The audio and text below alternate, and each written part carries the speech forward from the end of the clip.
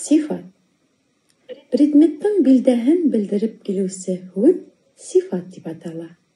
Ул ниндәй, кайһы, касанғы, кайҙағы һорауҙарының береһенә яуап була. Ғәҙәттә, ул исемдең алдынан килә. Яһалышы яғынан тамыр, яһалма, ҡушма сифаттар була. Тик тамырҙан ғына торған сифат тамыр сифат дип атала. Мәҫәлән, ниндәй? Аҡ, ҙур, яҡшы. Яһалма сифаттар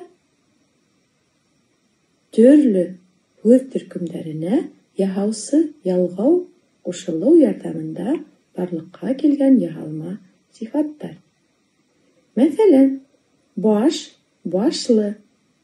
Ниндәй кеше? Башлы кеше. Һөт, һөтһөҙ. Ниндәй сәй? Һөтһөҙ сәй. Ҡыш, ҡышҡы. Ниндәй көн? Ҡышҡы көн. Ҡушма сифаттар төрлө юлдар менән яһала. Ҡабатлау, парлау һәм һүҙҙәрҙе ҡушыу ярҙамында яһалырға мөмкин. Мәҫәлән, ҙур-ҙур өйҙәр ҡалҡып сыҡты. Йәм-йәшел шыршы тора.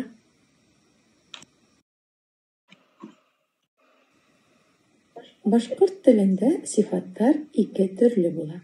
Төп сифаттар һәм шартлы сифаттар. Төп сифаттар предметтың төп билдәһен белдерә.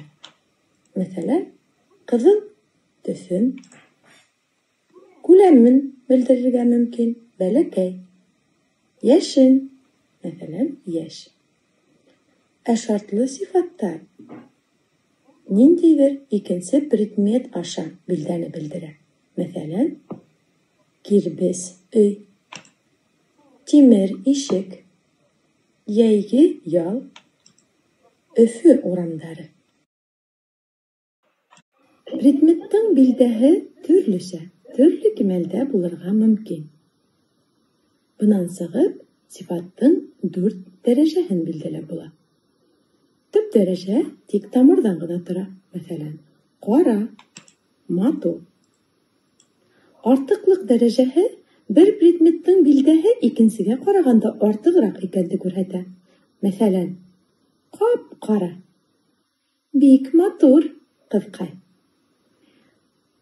Сағыштырыу дәрәжәһе бер предметтың билдәһен икенсеһе менән сағыштыра.